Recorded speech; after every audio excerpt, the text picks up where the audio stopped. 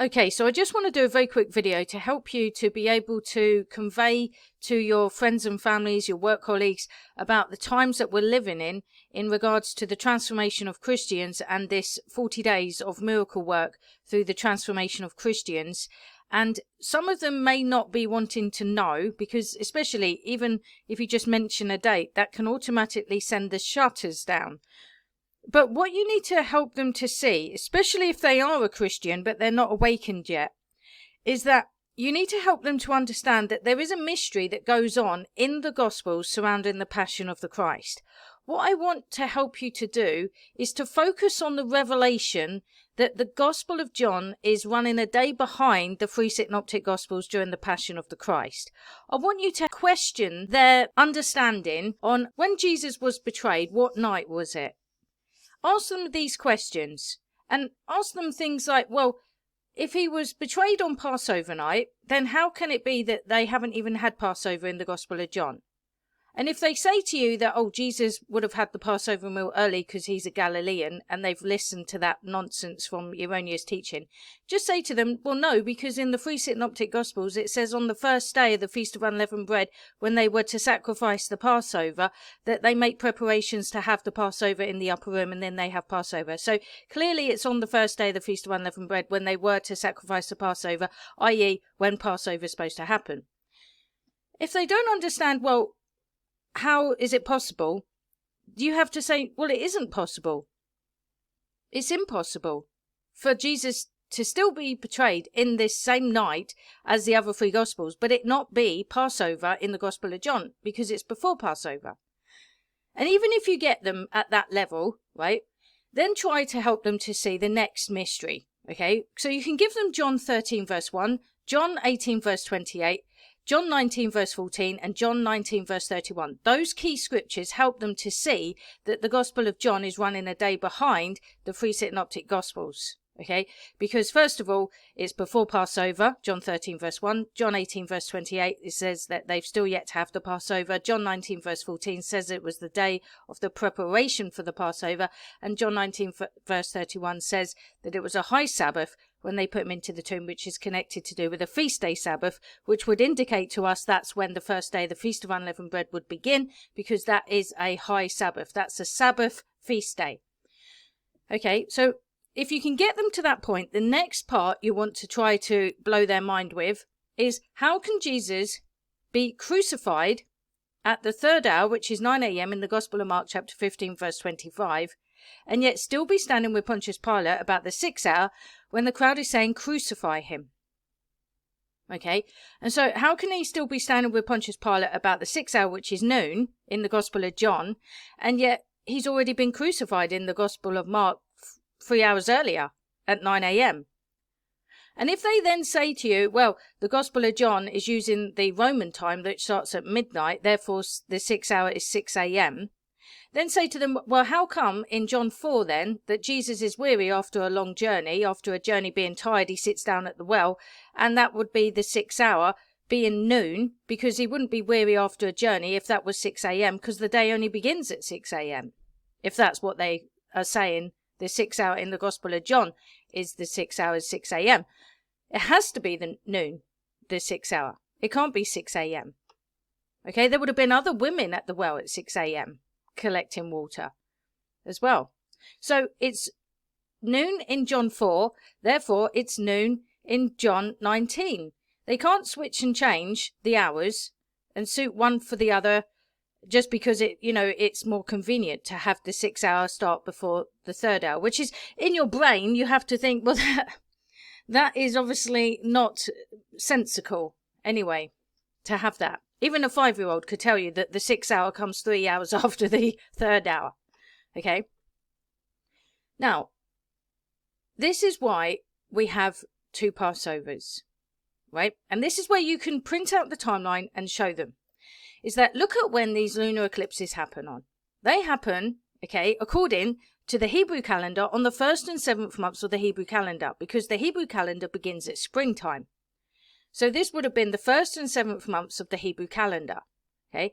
And then say to them, look, and then we transition, right? At the 9th hour, when Jesus gave up his spirit on the cross, on the 15th day in the 3 Synoptic Gospels at the 9th hour, we then transition into where the lunar eclipses are happening on the Gregorian calendar, 1st and 7th months of the Gregorian calendar.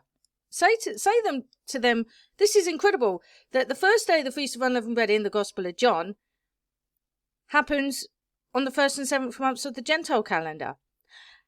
And then say to them, look, there's only 3 blood moons, meaning there's only 3 night watches. And that's how the Gospel of John gets pulled back 3 hours earlier. And therefore, when it's noon in the Gospel of John, it's still 9 a.m.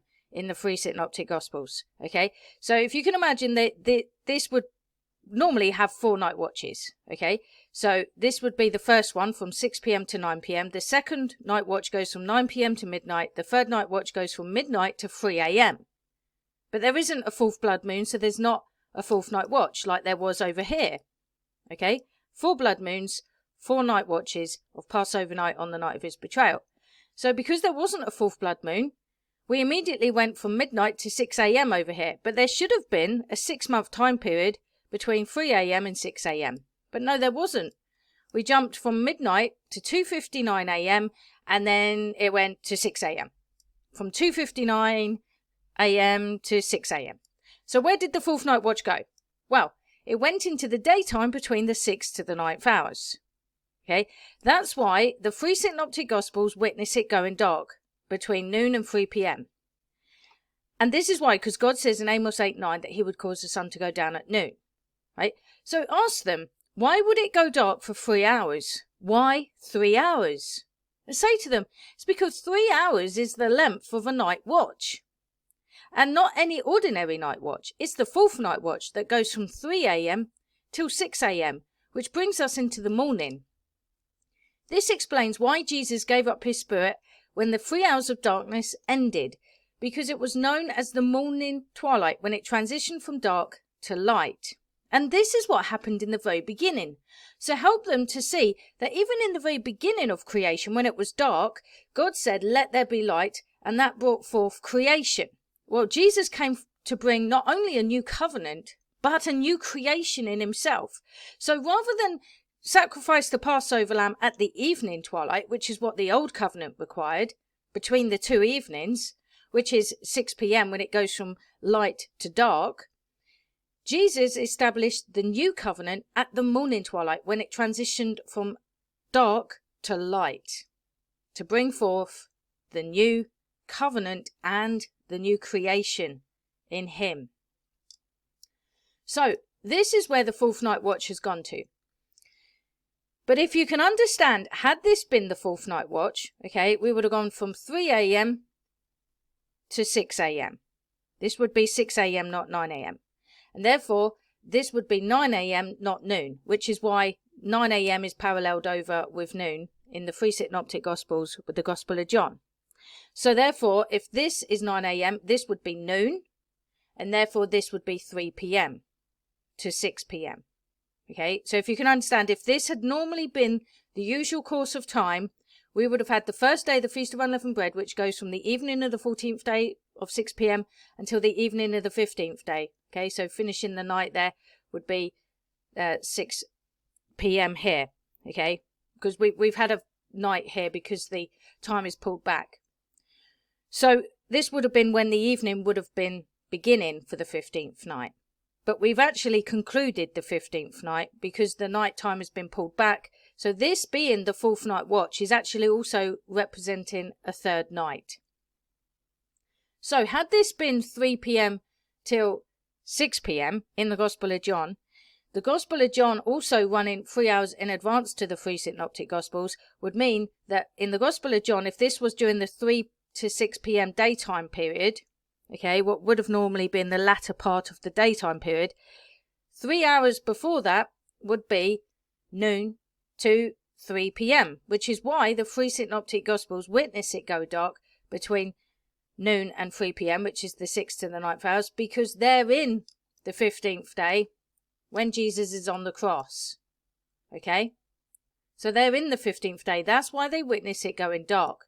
But this is happening during the 15th day in the Gospel of John. Okay? So because we've had 3 nights, what comes after 3 nights? The resurrection. This is why the transformation should happen on the 19th of December. It's like a pattern. After 2 weeks after the total solar eclipse, we get to the next full moon, and therefore this is where the transformation should happen. It could have happened in November, because that's as soon as we got into the morning. But I do believe that the total solar eclipse is important for us to get to, so that we can transition from the 19th day to the 20th day. Also, bear in mind that the 20th day is also in a parallel with the Gospel of John, in that the resurrection actually happened in John 20. But what's interesting is that this is going to happen in 2021, which means that John 21 talks about John being the disciple whom Jesus loved, who would remain alive until he came. And the reason why was because John was the only apostle that remained faithful during Jesus being betrayed in the night and questioned by the high priest, and then when he was being flogged, mocked and crucified. John was the disciple at the cross. So if you have stayed close to Jesus, remained faithful to him, not looking for perfection, but he's looking for the loyalty and the faithfulness that you have for him, you will be transformed, knowing that you no longer live, but Christ lives in you. This is the faith that you have in him. His blood has given you redemption, the forgiveness of sins, but it's his life that you live now, through his life in you. And it's his life that will save you on the day of transformation from the terrible times that are coming. It's his life that is our escape. Amen? And the escape, i.e. the Exodus, comes after Passover night. So this would be after the 4th night watch has been concluded in Passover night in the Gospel of John. And therefore we should be seeing the manifestation of our transformation on the 19th of December 2021 for 40 days of glorified ministry according to the Overcomer calendar, which would take us to the 10th day of the 1st month, which is paralleled with the day of visitation, when Jesus rode into Jerusalem on a donkey as high priest and king of righteousness, king of Salem, king of righteousness, king of peace, king of righteousness. Amen. And so this is really the end of the 40 days. Therefore Jesus lifted up his hands and blessed the people, which is what a high priest would do after making atonement. You can cross-reference that with Leviticus chapter 9, when Aaron lifts up his hands and blesses the people, and the glory of the Lord appears to everyone. And that is after establishing the first covenant. How much more shall we see the glory of a greater covenant be made manifest in God's people through the risen life of Christ in us? Amen. And so this is how you can tell people about it. Because I've had people say, oh, well, I've told people about November and they didn't want to listen to me and I've been ridiculed. But the thing is, did you tell them about the revelation that's in the Gospels? Did you tell them that the Gospel of John is running a day behind, which is totally impossible during the Passion of the Christ? Because if you don't found your faith in the revelation that God has given us and has timed that revelation in the Gospels, that the Gospel of John is running a day behind, with the lunar and solar eclipses, which are signs for nights for these total solar eclipses, which is why we get 3 nights being the sign of Jonah manifesting, which is why the 17th day is also paralleled over with the 9th hour of the 15th day in the 3 synoptic Gospels, which is why some of the saints of old were raised in their tomb. You have to ask them, how can it be possible for some of the saints of old to be raised in their tombs even before Jesus has been raised? How can Jesus say to the thief on the cross, today you will be with me in paradise, before he's been put in the tomb 3 days and 3 nights? And then ask them, how was it possible for the sun and the moon to be created on the 4th day? How did we get to the 4th day without the sun and the moon for the first 3 days? So you need to kind of get them to think about these mysterious, amazing events that happen in the Gospels and even in creation, because it's all brought together through Christ. Amen.